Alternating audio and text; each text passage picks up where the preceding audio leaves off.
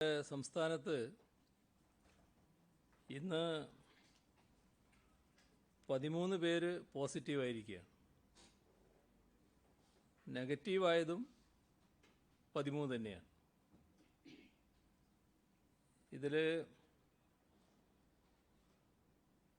കോട്ടയത്ത് 6, ഇടുക്കി 4,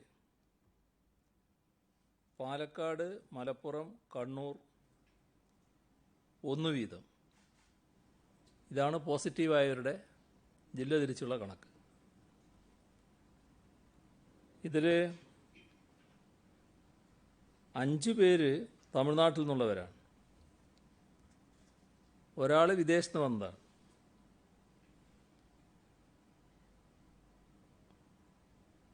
ഒരാൾക്ക് എങ്ങനെയാണ് എന്നത് പരിശോധിച്ചുകൊണ്ടിരിക്കുകയാണ്. എങ്ങനെയാണ് ബാധിച്ചത് എന്ന് പരിശോധിച്ചുകൊണ്ടിരിക്കുകയാണ്. ബാക്കിയുള്ളവർ സമ്പർക്കത്തിലൂടെയാണ്.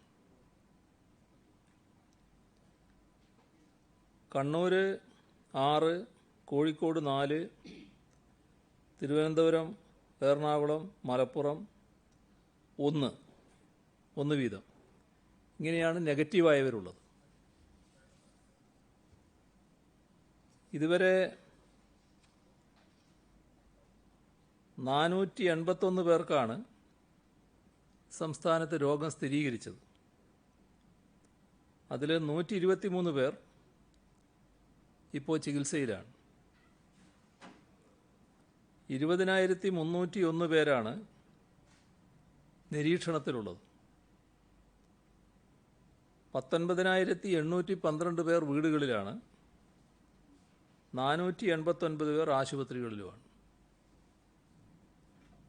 ഇന്ന് മാത്രം 104 ആളുകൾ ആശുപത്രിയിലായിട്ടുണ്ട്. ഇതുവരെ 23,271 സാമ്പിളുകളാണ് പരിശോധനയ്ക്ക് അയച്ചത്. 22,537 എണ്ണം രോഗബാധയില്ല എന്ന് ഉറപ്പാക്കിയിട്ടുണ്ട്. ആരോഗ്യ പ്രവർത്തകർ, അതിഥി തൊഴിലാളികൾ, സാമൂഹ്യ സമ്പർക്കം കൂടുതലുള്ള വ്യക്തികൾ, ഇത്തരത്തിൽ മുൻഗണനാ ഗ്രൂപ്പുകളിൽ നിന്ന് 875 സാമ്പിളുകൾ ശേഖരിച്ച് പരിശോധനയ്ക്ക് അയച്ചു. അതിൽ 611 സാമ്പിളുകൾ നെഗറ്റീവായി റിസൾട്ട് വന്നിട്ടുണ്ട്. കോവിഡ് പരിശോധന വ്യാപകമാക്കണമെന്ന് തീരുമാനിച്ചിരുന്നു. അതിൻ്റെ ഭാഗമായി ഇന്നലെ 3056 സാമ്പിളുകൾ പരിശോധനയ്ക്ക് അയച്ചു. സംസ്ഥാനത്തെ ഹോട്ട്സ്പോട്ടുകളിൽ മാറ്റം വന്നിട്ടുണ്ട്. ഇതോടൊപ്പം തന്നെ റെഡ് സോണിലും മാറ്റം വരുത്തേണ്ട അവസ്ഥ വന്നിരിക്കുകയാണ്. നേരത്തെ പ്രഖ്യാപിച്ച 4 ജില്ലകൾ റെഡ് സോണായിട്ട് തന്നെ തുടരും. ഇന്നലെയും ഇന്നുമായി കോട്ടയത്തും ഇടുക്കിയും വർധനവാണ് വന്നുകൊണ്ടിരിക്കുന്നത്. അപ്പോൾ ആ സാഹചര്യത്തിൽ കോട്ടയവും ഇടുക്കിയും റെഡ് സോണായി പ്രഖ്യാപിക്കുകയാണ്.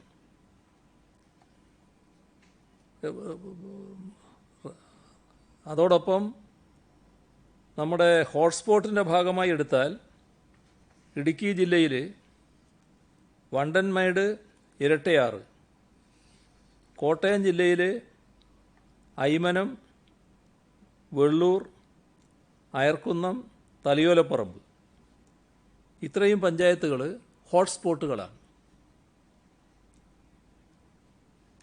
ഇപ്പോൾ കോവിഡ് ബാധിച്ച് ആരും ചികിത്സയിലില്ലാത്തത് 4 ജില്ലകളിലാണ്. തിരുവനന്തപുരം, ആലപ്പുഴ, തൃശ്ശൂർ, വയനാട്. ഇന്ന് മുഖ്യമന്ത്രിമാരുടെ വീഡിയോ കോൺഫറൻസിൽ സംസാരിക്കുന്നത് പ്രധാനമായും ചെറിയ സംസ്ഥാനങ്ങളിലെ മുഖ്യമന്ത്രിമാരായിരിക്കും എന്ന് ഇന്നലെ കേന്ദ്ര ആഭ്യന്തരമന്ത്രി നേരിട്ട് സംസാരിച്ചിരുന്നു. കേരളം ഉന്നയിക്കാൻ ഉദ്ദേശിക്കുന്ന പ്രധാന കാര്യങ്ങൾ നേരത്തെ അറിയിക്കുന്നത് നന്നാവും എന്നുകൂടി അദ്ദേഹം ഇന്നലെ അഭിപ്രായപ്പെട്ടു. അതിൻ്റെ അടിസ്ഥാനത്തിൽ ഇന്നലെ തന്നെ കേരളത്തിൻ്റെ അഭിപ്രായങ്ങൾ പ്രധാനമന്ത്രിയെയും ആഭ്യന്തരമന്ത്രിയെയും ധരിപ്പിക്കുകയുണ്ടായി. കേന്ദ്ര ഗവൺമെൻറ്റിൻ്റെ മാർഗനിർദ്ദേശങ്ങൾക്കനുസരിച്ച് ലോക്ക്ഡൗണിൽ ചില ഇളവുകൾ സംസ്ഥാനം വരുത്തിയിരുന്നു. ലോക്ക്ഡൗൺ പിൻവലിക്കുന്ന കാര്യത്തിൽ ശ്രദ്ധാപൂർവമായ സമീപനം വേണം എന്നാണ് സംസ്ഥാനത്തിൻ്റെ അഭിപ്രായം. സംസ്ഥാനങ്ങളുടെ സവിശേഷത കൂടി പരിഗണിക്കുന്ന ദേശീയ നയമാണ് ആവശ്യം. ഭാഗികമായ ലോക്ക്ഡൗൺ മെയ് 15 വരെ തുടരാവുന്നതാണ് എന്നാണ് കേരളത്തിൻ്റെ അഭിപ്രായം. അന്നത്തെ സാഹചര്യം പരിശോധിച്ച് തുടർ നടപടികൾ കൈക്കൊള്ളാവുന്നതുമാണ്.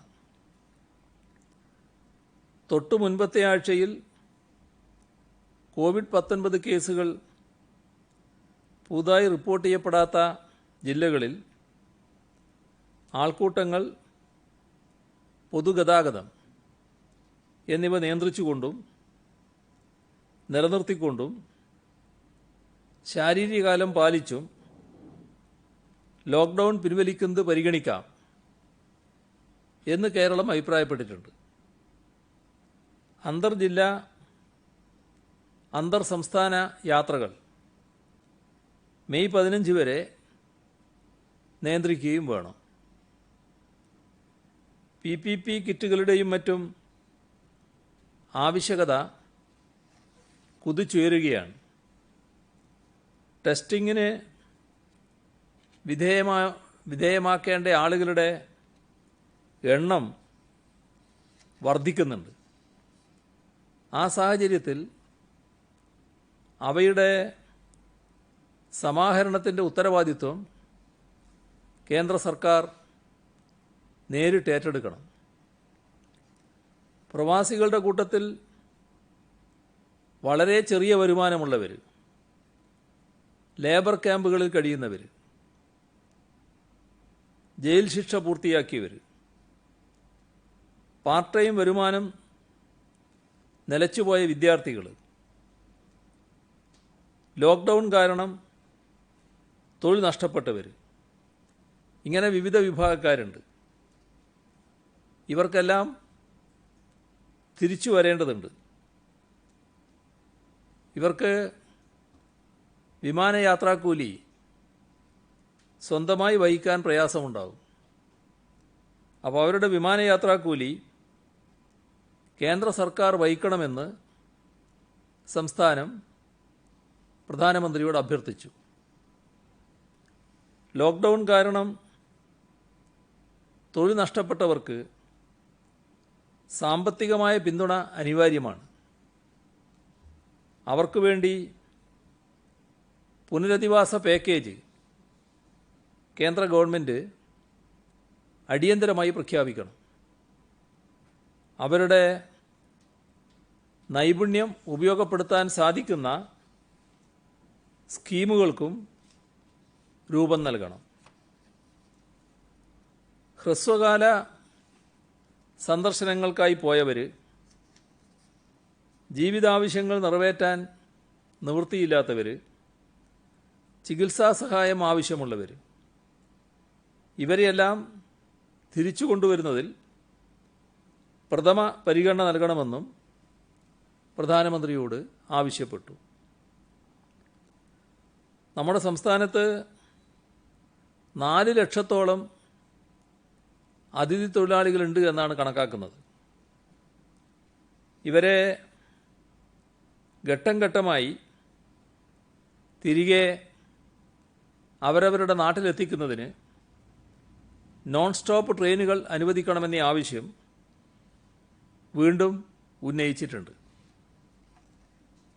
കേരളത്തിൽ നിന്നുള്ള മറ്റ് സംസ്ഥാനങ്ങളിലെ നഴ്സുമാരും ആരോഗ്യ പ്രവർത്തകരും ഇവരുടെ കാര്യത്തിൽ കേന്ദ്രം അടിയന്തര ശ്രദ്ധ പതിപ്പിക്കണം.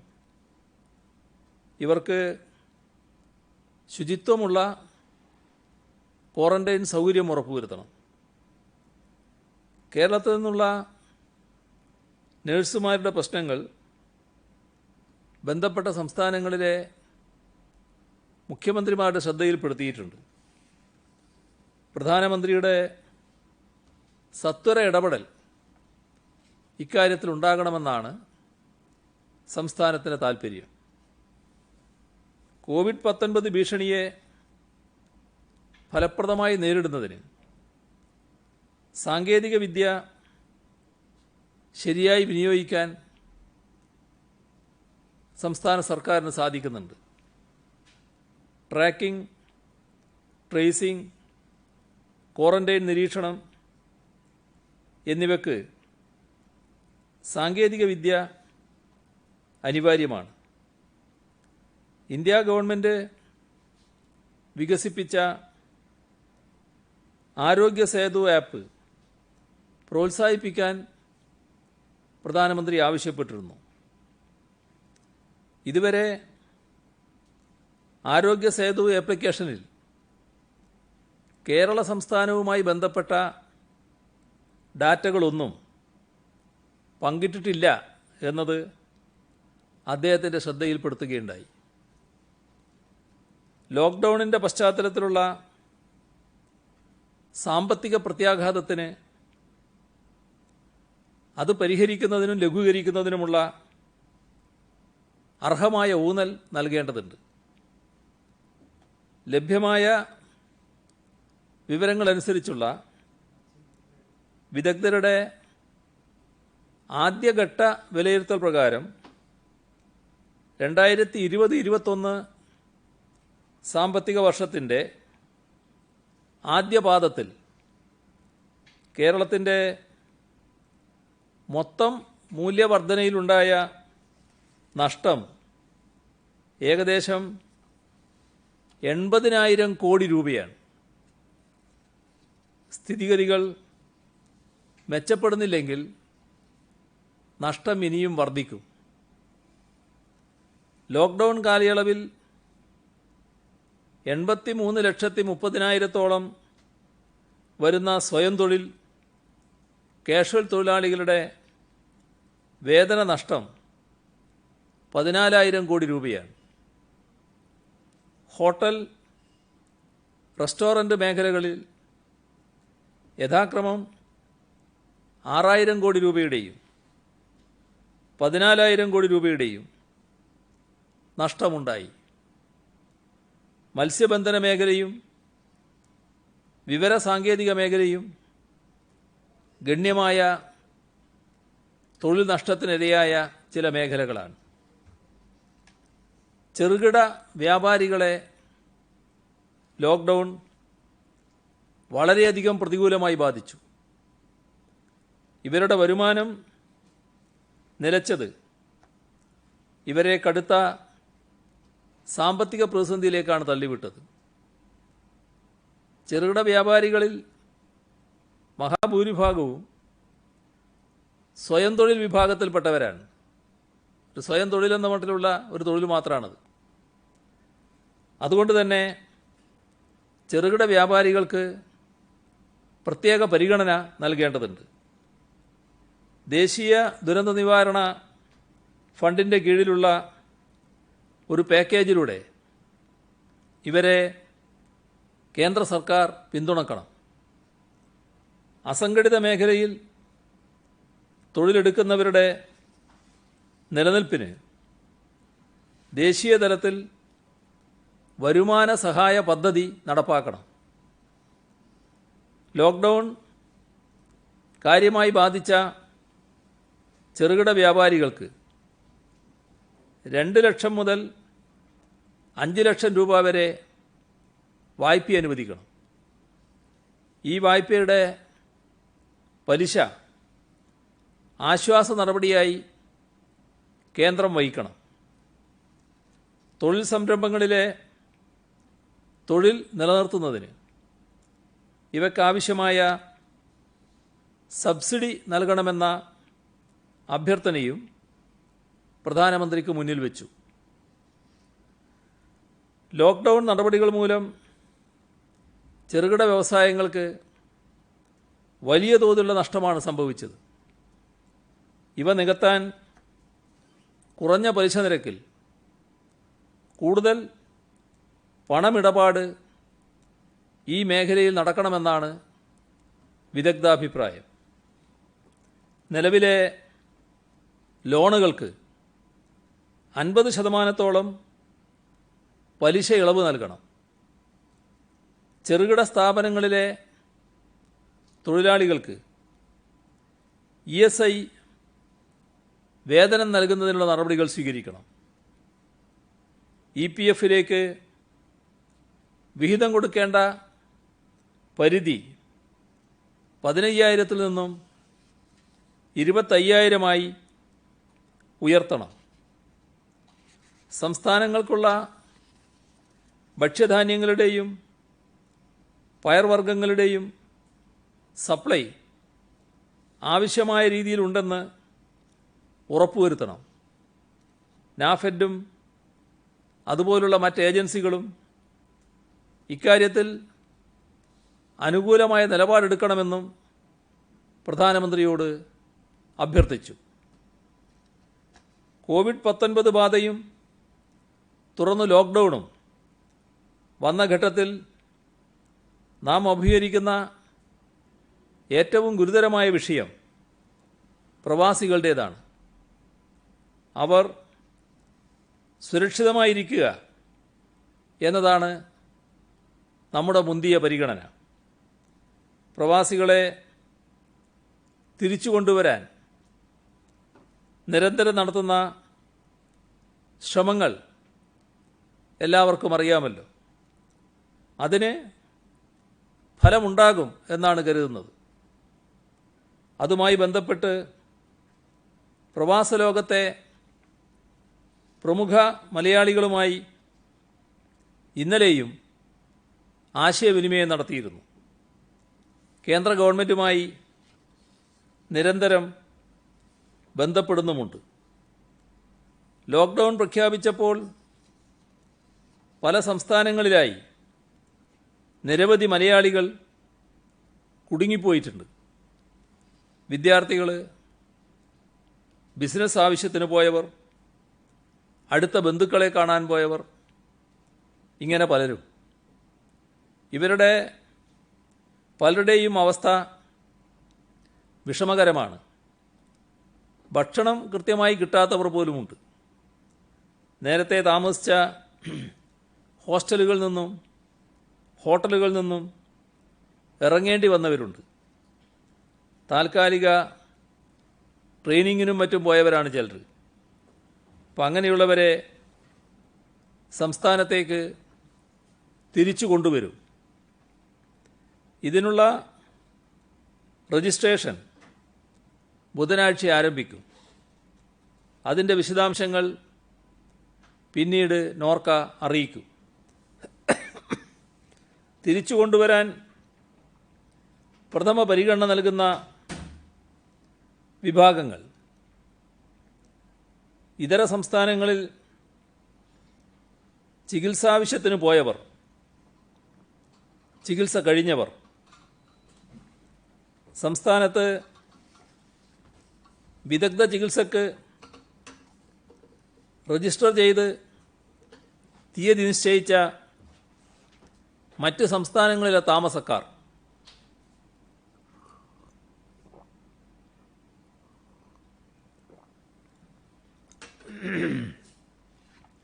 പഠനാവശ്യത്തിന് മറ്റ് സംസ്ഥാനങ്ങളിലേക്ക് പോയി പഠനം പൂർത്തീകരിച്ചവർ, പരീക്ഷ, ഇൻ്റർവ്യൂ എന്നിവയ്ക്കായി മറ്റ് സംസ്ഥാനങ്ങളിൽ പോയവർ, തീർത്ഥാടനം, വിനോദയാത്ര, ബന്ധുഗൃഹ സന്ദർശനം എന്നിവയ്ക്ക് പോയി മറ്റ് സംസ്ഥാനങ്ങളിൽ കുടുങ്ങിപ്പോയവർ, ലോക്ക്ഡൗൺ മൂലം അടച്ച വിദ്യാഭ്യാസ സ്ഥാപനങ്ങളിലെ കേരളീയരായ വിദ്യാർത്ഥികൾ, ജോലി നഷ്ടപ്പെട്ടതുകൊണ്ടോ റിട്ടയർ ചെയ്തതിനാലോ നാട്ടിലേക്ക് വരേണ്ടവർ, കൃഷിപ്പണിക്ക് അയൽ സംസ്ഥാനങ്ങളിലേക്ക് പോയവരുമുണ്ട്. പ്രത്യേകിച്ച് കർണാടകയിൽ കുടകിൽ നമ്മുടെ നാട്ടുകാർ കുടകിൽ ഭൂമി പാട്ടത്തിനെടുത്ത് ഇഞ്ചി, വാഴക്കൃഷി മുതലായവ ചെയ്യാറുണ്ട്. വയനാട്, കണ്ണൂർ, മലപ്പുറം ജില്ലകളിൽ നിന്ന് കൃഷിപ്പണിക്ക് പോയി ധാരാളം പേർ കുടകിൽ കുടുങ്ങിപ്പോയിട്ടുണ്ട്. വളരെ പാവപ്പെട്ടവരാണ് ഇങ്ങനെ ജോലിക്ക് പോകുന്നത്. ധാരാളം ആദിവാസികളുമുണ്ട്. പലർക്കും ഇപ്പോൾ ഭക്ഷണത്തിന് പോലും പ്രയാസമുണ്ട്. കയ്യിലുള്ളതെല്ലാം തീർന്നു, പണവുമില്ല. ഇങ്ങനെ പ്രയാസപ്പെടുന്ന മുഴുവൻ പേരെയും ഘട്ടം ഘട്ടമായി തിരിച്ചു കൊണ്ടുവരും. കർണാടകത്തിൽ മാത്രമല്ല, മറ്റ് സംസ്ഥാനങ്ങളിൽ സമാന സാഹചര്യങ്ങളിൽ പെട്ടുപോയവരെയും തിരികെ കൊണ്ടുവരും. ഇതിനുള്ള പദ്ധതി തയ്യാറാക്കാൻ കലക്ടർമാരോട് നിർദ്ദേശിച്ചിട്ടുണ്ട്. തിരിച്ചു വരേണ്ടവർ നോർക്ക റൂട്ട്സ് വെബ്സൈറ്റിൽ രജിസ്റ്റർ ചെയ്യണമെന്നും തീരുമാനിച്ചിട്ടുണ്ട്. അവരെ തിരികെ കൊണ്ടുവരുമ്പോൾ ആരോഗ്യ സുരക്ഷ സംബന്ധിച്ച എല്ലാ മുൻകരുതലും സ്വീകരിക്കും. അതിർത്തിയിൽ ആരോഗ്യ വിഭാഗം പരിശോധിക്കും. എല്ലാവർക്കും ക്വാറന്റൈൻ നിർബന്ധമാകും. പ്രവാസികൾ വരുമ്പോൾ സ്വീകരിക്കുന്ന എല്ലാ മുൻകരുതലുകളും ഇവരുടെ കാര്യത്തിലും ബാധകമായിരിക്കും. വിദേശത്തുള്ളവർ വരുമ്പോൾ എയർപോർട്ട് കേന്ദ്രീകരിച്ച് പരിശോധനാ സംവിധാനം ഉണ്ടാക്കാം എന്ന സൗകര്യമുണ്ട്. എന്നാൽ ഇതര സംസ്ഥാനങ്ങളിൽ നിന്ന് കേരളത്തിലേക്ക് ധാരാളം വഴികളുണ്ട്. അതുകൊണ്ട് ഏതൊക്കെ വഴികളിലൂടെ കൊണ്ടുവരണമെന്നത് സംബന്ധിച്ച് ക്രമീകരണമുണ്ടാക്കും. സർക്കാർ ഇക്കാര്യത്തിലുണ്ടാക്കുന്ന ക്രമീകരണങ്ങളുമായി എല്ലാവരും പൂർണ്ണമായി സഹകരിക്കണമെന്ന് അഭ്യർത്ഥിക്കുകയാണ്. വിദേശ രാജ്യങ്ങളിൽ നിന്ന് തിരിച്ചു വരുന്നവർക്ക് വേണ്ടി സർക്കാർ ഒരുക്കേണ്ട സംവിധാനങ്ങളെക്കുറിച്ച് ഇന്നലെ നടത്തിയ വീഡിയോ കോൺഫറൻസിൽ ചർച്ച നടത്തുകയുണ്ടായി. ടിക്കറ്റ് ബുക്ക് ചെയ്യുമ്പോൾ തൊട്ടടുത്ത വിമാനത്താവളങ്ങളിലേക്ക് തന്നെ എടുക്കണമെന്ന് നിർദ്ദേശിച്ചിട്ടുണ്ട്. സംസ്ഥാനത്തെ 4 എയർപോർട്ടുകളിലും പരിശോധനയ്ക്കും ക്വാറന്റൈനും ആവശ്യമായ സജ്ജീകരണം ഒരുക്കും. പ്രവാസികളെ പരമാവധി സഹായിക്കാൻ നോർക്ക ഹെൽപ്പ് ഡെസ്ക് നിലവിൽ വന്നിട്ടുണ്ട്. നാട്ടിലേക്ക് വരാൻ ആഗ്രഹിക്കുന്ന പ്രവാസികൾ www.registernorcaroutes.org എന്ന വെബ്സൈറ്റിൽ ഇന്നലെ വൈകിട്ട് മുതൽ രജിസ്റ്റർ ചെയ്ത് തുടങ്ങിയിട്ടുണ്ട്. ഇതുവരെ 2,02,000-ഓളം പേർ രജിസ്റ്റർ ചെയ്ത് കഴിഞ്ഞു. പ്രവാസികളെ സഹായിക്കാൻ ഇന്ത്യൻ കമ്മ്യൂണിറ്റി വെൽഫെയർ ഫണ്ട് ഉപയോഗിക്കണമെന്നും തിരിച്ചു വരുന്ന പ്രവാസികളെ പുനരധിവസിപ്പിക്കാൻ പ്രത്യേക പാക്കേജ് വേണമെന്നും കേന്ദ്രത്തോട് ആവശ്യപ്പെട്ടിട്ടുണ്ട്.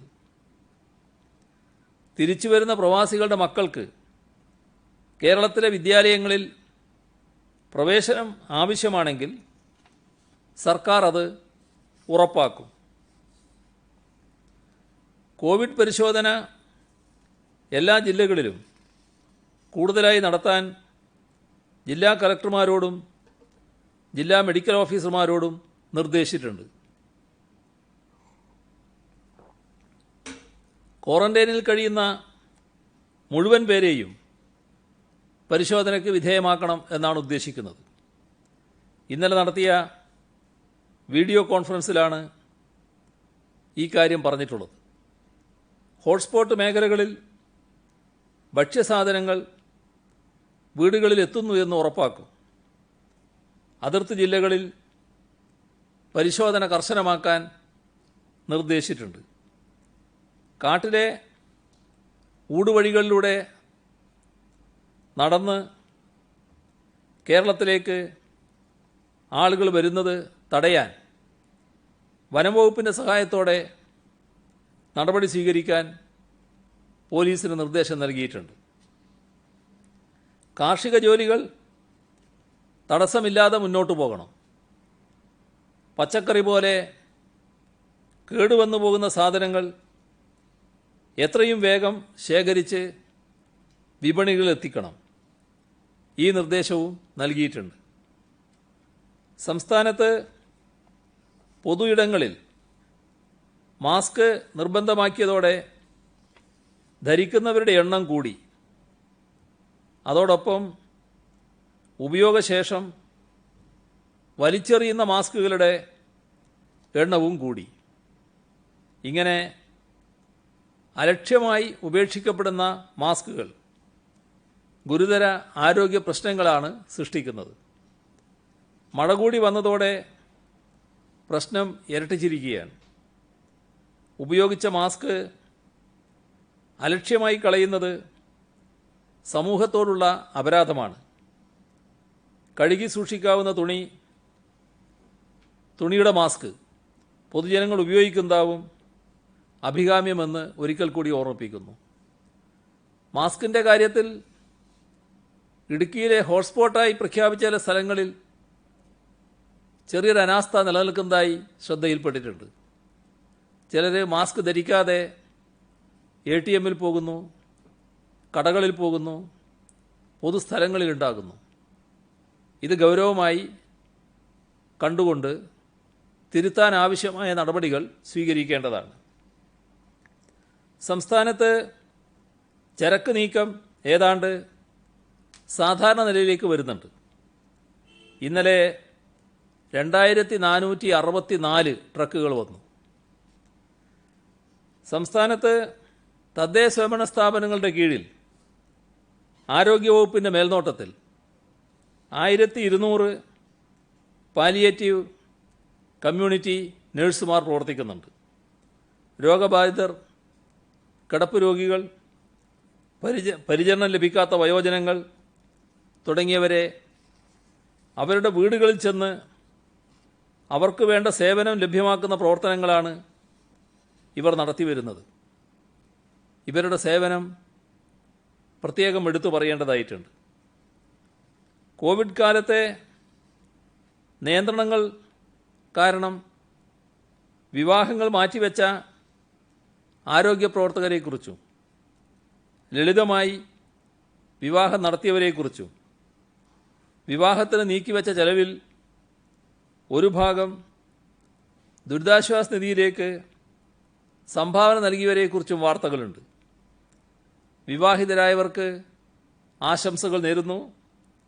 വിവാഹം മാറ്റിവെച്ചവർക്ക് എത്രയും വേഗം വിവാഹിതരാവാൻ കഴിയട്ടെ എന്ന് ആശംസിക്കുന്നു. ബസവേശ്വരൻ്റെ 889 ജയന്തി ഏപ്രിൽ 26 കോവിഡിൻ്റെ പശ്ചാത്തലത്തിൽ ഈ വർഷത്തെ ആഘോഷങ്ങൾ വേണ്ടെന്ന് വെക്കാനും ഒരു മാസം രക്തദാന മാസമായി ആചരിക്കാനും തീരുമാനിച്ചതായി ഓൾ ഇന്ത്യ വീരശൈവ മഹാസഭ അറിയിച്ചിട്ടുണ്ട്. ജയന്തി ദിനത്തിൽ കമ്മ്യൂണിറ്റി കിച്ചണുകളിലേക്ക് പച്ചക്കറി, പലവ്യഞ്ജന സാധനങ്ങളും നൽകിയിട്ടുണ്ട്. അതിനെ വീരശൈവ മഹാസഭയെ അഭിനന്ദിക്കുന്നു. അധ്യാപക സംഘടനയായ KSTA 24 ലക്ഷം രൂപ വില വരുന്ന 4000 PPE കിറ്റുകൾ ആരോഗ്യവകുപ്പിന് കൈമാറി. 6 ദിവസം ശമ്പളം മാറ്റിവെക്കാൻ സർക്കാർ ഇറക്കിയ ഉത്തരവ് കത്തിക്കാൻ ആഹ്വാനം നൽകിയ അധ്യാപക സംഘടനയുടെ സെക്രട്ടറി ഹെഡ്മാസ്റ്ററായ തിരുവനന്തപുരം പോത്തങ്കോട് GUP സ്കൂളിൽ ഇന്ന് എല്ലാവരും ശ്രദ്ധിക്കേണ്ട ഒരു സംഭവമുണ്ടായി. ആ വിദ്യാലയത്തിലെ കൊച്ചുകുട്ടികൾ തങ്ങൾക്ക് വിഷുക്കൈ നീട്ടമായും സക്കാത്തായും കിട്ടിയതും സമ്പാദ്യ കൊടുക്കയിൽ നിക്ഷേപിച്ചതുമായ 10,000-ലധികം രൂപ ദുരിതാശ്വാസ നിധിയിലേക്ക് സംഭാവന ചെയ്തു. പാലക്കാട് ആലത്തൂരിലെ സഹകരണ സ്ഥാപനങ്ങൾ, പഞ്ചായത്തുകൾ, നാട്ടുകാർ എന്നിവർ ചേർന്ന് 97,72,151 രൂപ നൽകുകയുണ്ടായി. ധർമ്മടം സർവീസ് സഹകരണ ബാങ്ക് 25,25,000 രൂപ നൽകി. കേരളത്തിലെ റെയിൽവേ ലോക്കോ പൈലറ്റുമാർ 38,20,000 രൂപ നൽകി. ചോറോട് സർവീസ് സഹകരണ ബാങ്ക് 41,21,415 രൂപ നൽകി. Calicut university employees housing cooperative society 25 lakh രൂപ നൽകി. എടച്ചേരി സർവീസ് സഹകരണ ബാങ്ക് 25 ലക്ഷം രൂപ. Kerala Sahitya Akademi vice chairperson doctor Khadeeja Mumtas അവർക്ക് പ്രതിമാസം ഓണറേറിയമായി ലഭിക്കുന്ന 10,000 രൂപയും അവശേഷിക്കുന്ന കാലയളവിലേക്കുള്ള ഓണറേറിയവും. വിരമിച്ച എയ്ഡഡ് കോളേജ് അധ്യാപകരുടെ കൂട്ടായ്മ സാന്ത്വം 23 ലക്ഷം രൂപ. കൊല്ലം ഐമൺ ജേക്കബ് ഇടിക്കുള പരപ്പാടിയിൽ 2 ലക്ഷം രൂപ. മെൽബണിൽ നഴ്സായും നഴ്സിംഗ് ടീച്ചറായും സേവനമനുഷ്ഠിക്കുന്ന ആലപ്പുഴ സ്വദേശി അജിതകുമാരി 1 ലക്ഷം. കേരള വിഷൻ ഓപ്പറേറ്റേഴ്സ് സംസ്ഥാന കമ്മിറ്റി 15,70,000 രൂപ. കോഴിക്കോട് ജില്ലയിലെ മെഡിക്കൽ വിദ്യാർത്ഥി ലക്ഷ്മി പ്രിയ 5 ലക്ഷം രൂപ. സേലം രക്തസാക്ഷി തളിയൻ രാമൻ നമ്പ്യാരുടെ ചെറുമകളും എഴുത്തുകാരിയുമായ റിട്ടയേർഡ് അധ്യാപിക ശാന്ത കാവുമ്പായി 4 മാസത്തെ പെൻഷൻ തുകയായ 1 ലക്ഷം രൂപ. അഡ്വക്കേറ്റ് ജനറൽ ഓഫീസിലെ ജീവനക്കാരുടെ സഹകരണ സംഘം 10 ലക്ഷം രൂപ. Vadakara block employees society 10 lakh രൂപ. പത്തനാപുരം മണ്ഡലത്തിലെ ഇളമ്പൽ സർവീസ് സഹകരണ ബാങ്ക് 8 ലക്ഷം രൂപ. Dubai Cochin Empire Lions Club 6 lakh രൂപ. സംസ്ഥാന higher education council vice chairman doctor Rajan Gurukkal 1 lakh രൂപ. വികലാംഗ കമ്മീഷണർ ഡോക്ടർ ഹരികുമാർ തൻ്റെ 1 മാസത്തെ ശമ്പളത്തിന് പുറമെ 1 ലക്ഷം രൂപ കൂടി. തിരുവനന്തപുരം മെഡിക്കൽ കോളേജ് അലൂമിനി അസോസിയേഷൻ 2 ലക്ഷം രൂപ. Kerala khadi and village industries board secretary Shri Ratheesh 1 lakh രൂപ. Secretariat staff housing cooperative society limited 5 lakh രൂപ. കുന്നമംഗലം കുളിമാട് എറക്കോടൻ ബിസിനസ് ഗ്രൂപ്പ് 1 ലക്ഷം രൂപ. 2018 പ്രളയത്തിൽ ജീവൻ രക്ഷാപ്രവർത്തനത്തിന് ആദ്യം പുറപ്പെട്ടവരുടെ പ്രതിനിധി ജോസഫ് 50,000 രൂപ. സിനിമാ നടൻ മണികണ്ഠൻ ആചാരി വിവാഹ ചെലവിലേക്ക് കരുതി വച്ചിരുന്ന 50,000 രൂപ. പ്രവാസിയായ ഭരത് രാജ് അനിയത്തിയുടെ കല്യാണത്തിന് നാട്ടിലേക്ക് വരാൻ കരുതി വച്ചിരുന്ന 25,000 രൂപ. കോഴിക്കോട് സ്വദേശിയായ റിട്ടയേർഡ് അധ്യാപകൻ അച്യുതൻ പി തൻ്റെ 5 മാസത്തെ പെൻഷൻ തുകയായ 57,000 രൂപ. എറണാകുളം മരട് സ്വദേശിനി ശ്രീമതി വള്ളി കുമാരൻ 3 പവൻ്റെ 2 വളകളും മോതിരവും ദുരിതാശ്വാസ നിധിയിലേക്ക് സംഭാവനയായി നൽകി. എറണാകുളം ഉദിയംപേരൂർ സ്വദേശി MB നാരായണദാസ് 12,500 നാളികേരമാണ് ദുരിതാശ്വാസ നിധിയിലേക്ക് കൈമാറിയത്. വെങ്ങന്നൂർ മുട്ടക്കാട് ചാലഞ്ച് ഹൗസിലെ ആർട്ടിസ്റ്റ് ഡോക്ടർ GSS നായരും ഭാര്യ ഇന്ദിരയും ചേർന്ന് 77,814 രൂപ. ഗവേഷണ സ്ഥാപനമായ IRTC മുണ്ടൂർ 5 ലക്ഷം രൂപ. Kerala state service pensioners union Dharmadam unit 1 lakh രൂപ. ബ്രണ്ണൻ കോളേജിലെ മുൻ അധ്യാപകരായ ധർമ്മടത്തെ professor V Raveendran, professor TP Indira 1,25,000 രൂപ. തിരുവനന്തപുരത്ത് തെങ്ങ് കയറി ഉപജീവനം നടത്തുന്ന ഛത്തീസ്ഗഡ് സ്വദേശികൾ ചേർന്ന് 52,000 രൂപ. കോട്ടയം ചിറക്കടവ് ഗ്രാമപഞ്ചായത്ത് 20 ലക്ഷം രൂപ. Franciscan sisters of all saints Kottayam 50,000 രൂപ. വിഷുക്കൈനീട്ടം സ്വരൂപിച്ച് നൽകിയ ഒട്ടേറെ കുട്ടികളുടെയും റമദാൻ ദാനധർമ്മങ്ങൾക്കുള്ള പണം മാറ്റിവെച്ച് നൽകിയവരുടെയും വിവരങ്ങൾ വായിക്കാൻ ഉണ്ട്. അത് വായിക്കാൻ കഴിയാവുന്നതിലേറെയാണ് ആ പട്ടിക എന്നതുകൊണ്ട് അങ്ങനെ സഹായം നൽകിയ മുഴുവൻ കുട്ടികൾക്കും മുതിർന്നവർക്കും നന്ദി അറിയിക്കുന്നു. വിശദമായ ലിസ്റ്റ് പ്രസിദ്ധീകരണത്തിന് മാധ്യമങ്ങൾക്ക് നൽകുന്നുമുണ്ട്. ഇത്രയാണ് ഇന്ന് പറയാനുള്ളത്.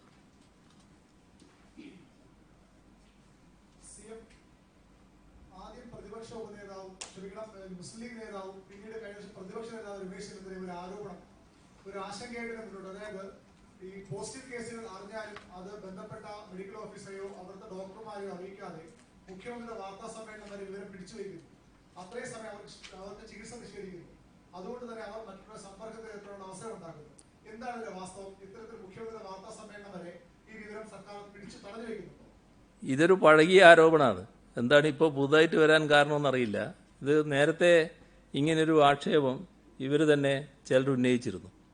അതിൽ അന്ന് തന്നെ വ്യക്തമാക്കിയതാണ് ഒരു വസ്തുതയുമില്ല എന്നുള്ളത്. ഇതിൽ കാണേണ്ടത് റിസൾട്ട് വന്ന ഉടനെ ബന്ധപ്പെട്ടവരെ ആ വിവരം അറിയിക്കും. പത്രസമ്മേളനത്തിൽ നാടാകെ അറിയാനുള്ള വിവരങ്ങൾ പറയുകയാണ്. അതും ഈ ബന്ധപ്പെട്ടവരെ വിവരം അറിയിക്കുന്നതിന് തമ്മിൽ വ്യത്യാസമില്ല.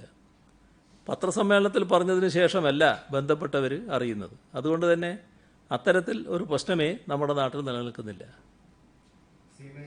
ഈ കണ്ണൂർ കാസർഗോഡ് ജില്ലയിലുള്ള രോഗികളുടെ വിവരങ്ങൾ പുറത്തു വന്നതായി ചില വാർത്തകളുണ്ട്. അത് പോലീസിന്റെ ഒരു സോഫ്റ്റ്വെയറിൽ നിന്നാണ് ഈ വിവരങ്ങൾ പുറത്തു പോയത് എന്നും പറയുന്നുണ്ട്. പ്രതിപക്ഷം ഇത് ഗുരുതരമായ പ്രശ്നമായി ഉന്നയിക്കുന്നുണ്ട്. രണ്ടാമത് ഈ രോഗികളുടെ എണ്ണം കഴിഞ്ഞ 2 ദിവസമായി കൂടുന്നുണ്ട്. ഇതൊരു 3ാം ഘട്ടത്തിലേക്ക് സംസ്ഥാനം എത്തി എന്നതിന്റെ സൂചനയായി നമ്മൾ കാണേണ്ടിയിരിക്കുന്നു. ആദ്യം പറഞ്ഞ കാര്യത്തിൽ വന്ന റിപ്പോർട്ട് ഈ രോഗം ഭേദമായി പോയവരെ അവരെ വിവരം ചോർന്നു, അങ്ങനെ അവരെ ചിലർ വിളിച്ച് കൂടുതൽ ചികിത്സ വാഗ്ദത്തം ചെയ്തു എന്നാണ്. അതിൽ 2 കാര്യങ്ങളാണുള്ളത്. ഒന്ന്, രോഗം ഭേദമായി പോയവർ എന്ന് പറയുമ്പോൾ ചുറ്റുപാടും ഉള്ളവർ അത് സ്വാഭാവികമായും മനസ്സിലാക്കും. അതിനകത്ത് അത്ര വലിയ രഹസ്യാത്മകത നിലനിൽക്കുന്നില്ല. പിന്നെ ഫലപ്രദമായ ചികിത്സ അവർക്ക് ലഭിച്ചു, അങ്ങനെ രോഗം ഭേദമായതാണ്. പിന്നെ അവർക്ക് വേറെ എന്ത് ചികിത്സയാണ് വാഗ്ദത്തം ചെയ്യേണ്ടത്? അപ്പോൾ അങ്ങനെയുള്ള ആ കാര്യങ്ങൾ എന്താണ് ഇത്തരത്തിൽ വരാനിടയായത് എന്നതിനെക്കുറിച്ച് തന്നെ പരിശോധിക്കേണ്ടതായിട്ടുണ്ട്. ഏതായാലും ഉന്നയിച്ച പ്രശ്നം സംബന്ധിച്ച് പരിശോധിക്കുന്നുള്ള നടപടികളെടുക്കും.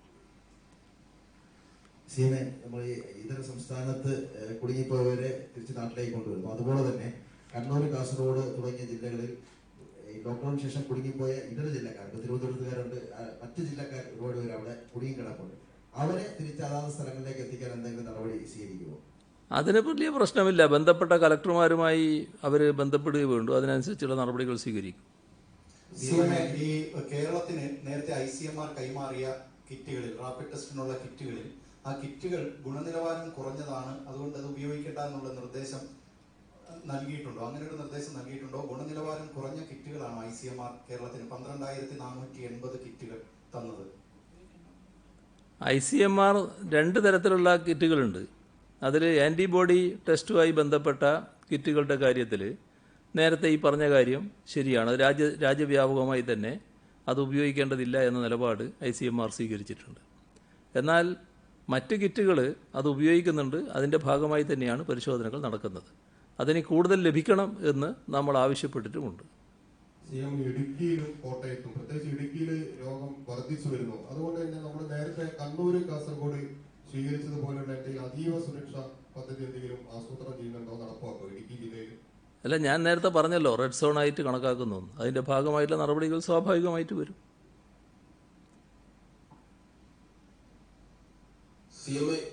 ഈ കുടകിൽ കുടുങ്ങിയിട്ടുള്ള കർഷകരെ തിരികെ നാട്ടിലെത്തിക്കാൻ എന്തൊക്കെ മാർഗനിർദ്ദേശങ്ങളാണ് സർക്കാർ സ്വീകരിച്ചിട്ടുള്ളത്? അല്ല, എല്ലാ സ്ഥലത്തും ഉള്ളവർക്ക് നാട്ടിൽ വരുന്നതിനുള്ള സൗകര്യമാണ് ഇതോടെ ഒരുക്കുന്നത്. അപ്പോൾ അതിന് ബന്ധപ്പെട്ടവർ ബന്ധപ്പെട്ട കലക്ടർമാരെ ബന്ധപ്പെടുകയും അതിൻ്റെ ഭാഗമായുള്ള അനുമതി നൽകുകയും ചെയ്യും. അതാണ് സ്വീകരിക്കുന്ന നടപടി. ശരി, നമുക്ക് ഈ സോണൽ ഈ മെയ് 15 വരെയാണോ നമുക്കപ്പോൾ ഇനി ഭാഗിക ലോക്ക്ഡൌൺ തുടരേണ്ടത്? അപ്പോൾ പൊതുഗതാഗതവും അത് കഴിഞ്ഞ് വരെ മതി എല്ലാ ജില്ലകളിൽ നിന്നുള്ള സമീപനമാണ് നമ്മൾ കേന്ദ്രത്തെ അറിയിച്ചിരിക്കുന്നത്. ഇതിനുവേണ്ടി അന്നേരം മനസ്സിലാക്കി കേന്ദ്രത്തെ അറിയിച്ചത് നമ്മുടെ ഒരു അഭിപ്രായമാണല്ലോ. ആ അഭിപ്രായത്തിൻ്റെ ഭാഗമായി കേന്ദ്രം എന്ത് തീരുമാനിക്കുന്നു എന്നുള്ളത് ഇപ്പോൾ വ്യക്തമല്ല. അതിനി വരേണ്ടതായിട്ടാണ് ഇരിക്കുന്നത്. നമ്മളെന്ത് നടപടി സ്വീകരിക്കുന്നു എന്നുള്ളത് 3-ാം തീയതിയോടുകൂടിയാണ് നമ്മൾ വ്യക്തമാക്കുക. ഏതായാലും നേരത്തെ ഞാൻ ആദ്യം പറഞ്ഞത് നമ്മുടെ അഭിപ്രായമായി കേന്ദ്ര ഗവൺമെൻറ്റിനെ അറിയിച്ച കാര്യമാണ്.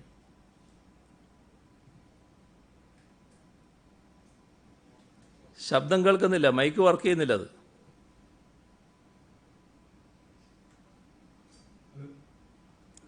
ശരി.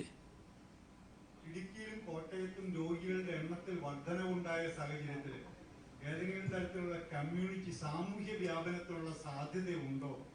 അത്തരമൊരു ട്രെൻഡ് ഇപ്പോൾ നമ്മൾ അങ്ങനെ എന്തെങ്കിലും ആന്റിസിപ്പേറ്റ് ചെയ്യുന്നുണ്ടോ? സാമൂഹ്യ വ്യാപനത്തിൻ്റെ സാധ്യത പൂർണ്ണമായി നിരാകരിക്കുന്നതിനാണ് നമ്മൾ എല്ലാ ശ്രമങ്ങളും നടത്തിക്കൊണ്ടിരിക്കുന്നത്. അതിനാവശ്യമായ ജാഗ്രതയും കരുതലുമാണ് നമ്മൾ സ്വീകരിച്ചു വരുന്നത്. ഇതേവരെ സാമൂഹ്യ വ്യാപനത്തിൻ്റെ ഘട്ടത്തിലേക്ക് നാം എത്തിയിട്ടില്ല. നമ്മൾ നല്ല ജാഗ്രതയും കരുതലും സ്വീകരിക്കേണ്ടതായിട്ടുണ്ട്. ഞാൻ നേരത്തെ ഒരു കാര്യം സൂചിപ്പിച്ചു. ആളുകൾ മാസ്ക് ഒന്നും ധരിക്കാതെ പൊതുസ്ഥലങ്ങളിൽ പോകുന്നതിനെക്കുറിച്ച്. ഈ അപകടം രോഗബാധിതരായ ആളുകൾ ചില ബന്ധപ്പെടലുകളിലൂടെയാണ് ഇപ്പോൾ രോഗങ്ങൾ വരുന്നതിനിടയായിട്ടുള്ളത്. അപ്പോൾ അത്തരം കാര്യങ്ങളിൽ നല്ല കരുതൽ സ്വീകരിച്ചു പോകേണ്ടതായിട്ടുണ്ട്. അല്ലെങ്കിൽ കൂടുതൽ അപകടാവസ്ഥയിലേക്ക് നമ്മൾ നീങ്ങി എന്ന് വരും. അത് വരാതിരിക്കാനുള്ള ജാഗ്രത പൊതുവേ സമൂഹം കാണിക്കേണ്ടതായിട്ടുണ്ട്. അങ്ങയുടെ CMDR കോവിഡ് ഫണ്ടിലേക്ക് വളരെ നല്ല റെസ്പോൺസാണ് കേരളത്തിൽ ലഭിച്ചുകൊണ്ടിരിക്കുന്നത്. എത്രമാത്രം തുക ഈ ഫണ്ടിൽ കളക്ട് ചെയ്തിട്ടുണ്ട്? ഇപ്പം എൻ്റെ കയ്യിൽ കണക്കില്ല അതിൻ്റെ.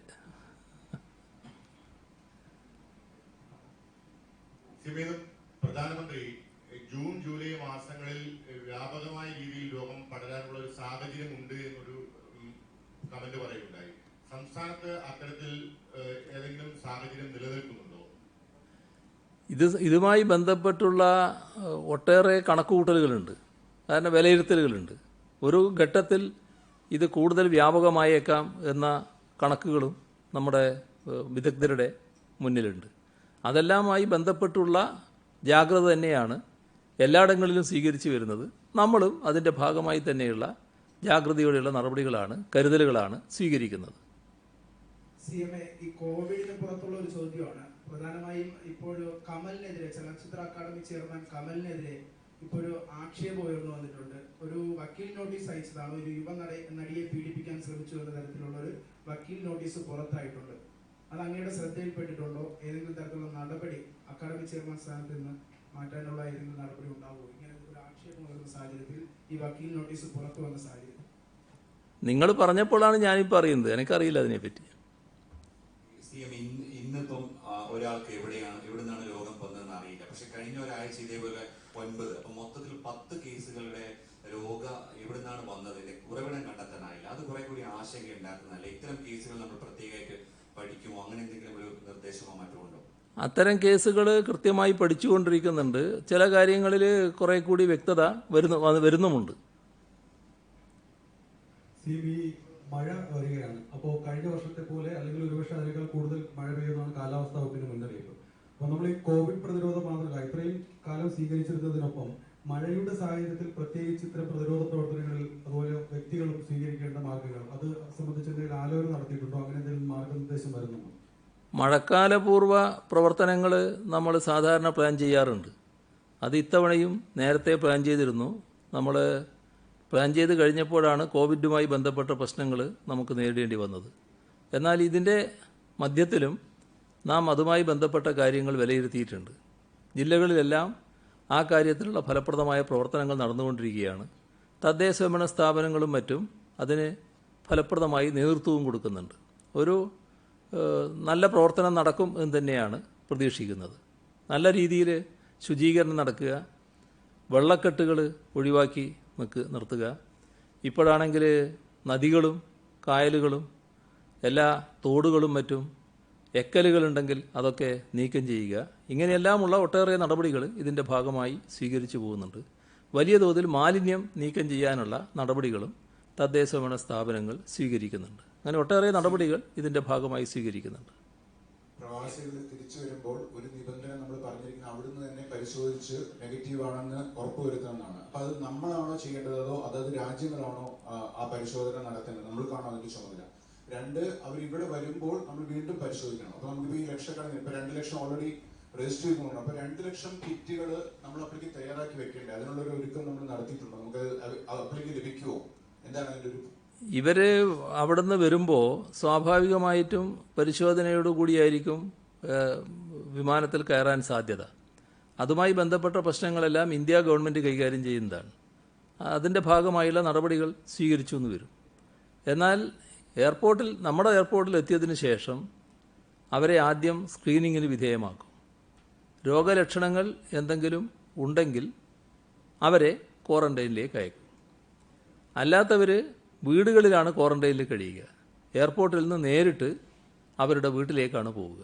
ആ വീടുകളിൽ ക്വാറന്റൈനിൽ കഴിയാണ് വേണ്ടത്.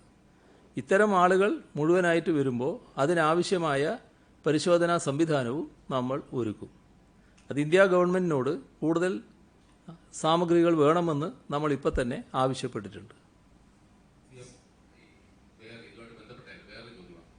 ഈ അങ്ങയുടെ മന്ത്രിസഭയിലെ ഒരു അംഗത്തിന്റെ പേഴ്സണൽ സ്റ്റാഫ് മാധ്യമപ്രവർത്തകൻ ആണെന്നുള്ള ചമഞ്ഞുകൊണ്ട് വാർത്തകൾ ഉറവിടം കണ്ടെത്താൻ ഒരു ശ്രമം നടത്തുകയും അവസാന ഉദ്യോഗസ്ഥനെ സസ്പെൻഡ് ചെയ്യുകയും ചെയ്തു. അങ്ങനെ ചെയ്യുന്നതിനകത്തുള്ള ഒരു ന്യായീകരണം അല്ല, എന്താ പ്രശ്നം നിനക്കറിയില്ല. അത് പ്രശ്നമായിട്ട് വരുമ്പോൾ നമുക്കത് പരിശോധിക്കാം. ഇപ്പം എനിക്കറിയില്ല അതിനെപ്പറ്റി. ഭക്ഷ്യവകുപ്പ് മന്ത്രിയുടെ സ്റ്റാഫാണ്, പേഴ്സണൽ സ്റ്റാഫിലെ ഒരു അംഗമാണ്. മാധ്യമപ്രവർത്തകൻ എന്ന് ചമഞ്ഞുകൊണ്ട് മറ്റു ഉദ്യോഗസ്ഥരെ വിളിക്കുകയും കാര്യങ്ങൾ തിരക്കുകയൊക്കെ ചെയ്തു. അതെ, അത് കൂടുതൽ മനസ്സിലാക്കിയല്ലേ പറയാൻ പറ്റും. എനിക്കിപ്പോൾ അറിയില്ല എന്താ കാര്യം.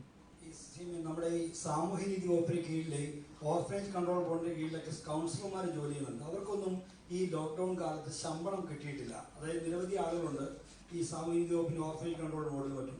അതൊരു പ്രശ്നം. മറ്റൊന്ന്, ഈ ലോക്ക്ഡൌൺ കഴിഞ്ഞപ്പോൾ നമ്മുടെ സിമന്റ് വ്യാപാര കടകളൊക്കെ തുറന്നെങ്കിലും വലിയ തോതിലുള്ള വിലക്കയറ്റമുണ്ടെന്നാണ് ഈ നിർമ്മാണം നടത്തുന്ന ഈ ആളുകളിൽ നടത്തുന്ന പരാതി. ഈ 2 കാര്യങ്ങളൊന്ന് പരിശോധിക്കും. ശമ്പളമുള്ളവർക്കെല്ലാം കൊടുക്കുന്ന നടപടി സ്വീകരിക്കും. അതിലൊരു ആശങ്കയും ഉണ്ടാകേണ്ടതില്ല. സിമൻറ്റുമായി ബന്ധപ്പെട്ട കാര്യങ്ങൾ നേരത്തെ വ്യക്തമാക്കിയതാണല്ലോ. നിർമ്മാണ പ്രവർത്തനങ്ങളുമായി ബന്ധപ്പെട്ട് ആവശ്യമായ നടപടികൾ സ്വീകരിക്കുന്നുണ്ട്. സിമൻറ്റ് കടകളിൽ സിമൻറ്റ് മാറ്റിയിടാനും മറ്റും ഒന്ന് മാറ്റിയിടുക, അത്തരം നടപടികൾ അനുമതി നേരത്തെ നൽകിയിട്ടുമുണ്ട്. അപ്പോൾ നമുക്ക് ബാക്കി ഒരു കാര്യം കൂടെ, ഈ ഡേറ്റ ചോർച്ചയായിട്ട് ബന്ധപ്പെട്ട് പ്രതിപക്ഷം ഉന്നയിച്ച ആരോപണങ്ങളെല്ലാം ശരിവെക്കുന്നതല്ലേ ഇന്നുണ്ടായ കാര്യങ്ങൾ? അത് അസാമാന്യമായ ഈ കട്ടി കാരണം പറയുന്നതാണ്. സാധാരണ നിലക്ക് അങ്ങനൊരു അവകാശവാദം ഉന്നയിക്കാനേ കഴിയില്ല. അതിന് സാധാരണ കട്ടി പോരാ, ആ വലിയ കട്ടിയുള്ളത് കൊണ്ട് പറഞ്ഞുകൊണ്ടിരിക്കുന്നതാണ്. അതിനു വേണ്ടി ഒന്നും പറയാൻ പറ്റില്ല. കാരണം ഇത് യാഥാർത്ഥ്യമൊന്നും കണ്ടില്ല എന്നടിക്കാൻ ഇതുപോലെയുള്ള പൊതുപ്രവർത്തകർക്ക് കഴിയുന്നുവെന്ന് വന്നാൽ ഒന്നും നമുക്ക് ചെയ്യാൻ കഴിയില്ല. യഥാർത്ഥത്തിൽ സർക്കാരിൻ്റെ നിലപാട് മുഴുവൻ ഹൈക്കോടതി അംഗീകരിച്ചു എന്നുള്ളതാണ് നമുക്ക് കാണാൻ സാധിക്കുക. അതാണ് വസ്തുത. അതിൻ്റെ മറ്റു കൂടുതൽ കാര്യങ്ങളിലേക്ക് ഇപ്പോൾ പോകേണ്ടതില്ല. ബാക്കി സമ്മേളനം അവസാനിപ്പിച്ചപ്പോൾ CM പറഞ്ഞിരുന്നത് സ്പ്രിംഗ്ലറിന്റെ വിധി അത് ഇപ്പോഴാണ് വിധി പകർപ്പ് കിട്ടിയത്, അത് വായിച്ചതിന് ശേഷം പിന്നീട് പ്രതികരിക്കാമെന്നാണ്. അപ്പോൾ അതേക്കുറിച്ച് അത് നേരത്തെ വന്ന കാര്യങ്ങൾ തന്നെയാണ് ആ വിധിയിലുള്ളത്. അതിനകത്ത് നേരത്തെ നമ്മൾ മനസ്സിലാക്കിയ കാര്യങ്ങൾ തന്നെയാണ് വിധിയിലുള്ളത്. അതിനെന്തെങ്കിലും കൂട്ടിച്ചേർക്കലോ ഒഴിവാക്കലുകളോ ഉണ്ടായിട്ടില്ല. വിധി അതേപടി തന്നെയാണ് വന്നത്. അത് അതേ നിലക്ക് തന്നെയാണ് നിലനിൽക്കുന്നത്. അതുമായി ബന്ധപ്പെട്ടുള്ള പരാമർശം നേരത്തെ നടത്തിയിട്ടുമുണ്ട്. നമുക്ക് റമദാന്റെ ആ സമയത്ത് കുറച്ച് നേരത്തെ അവസാനിപ്പിക്കുക എന്ന് പറഞ്ഞത് അത് നമ്മൾ പാലിക്കാം.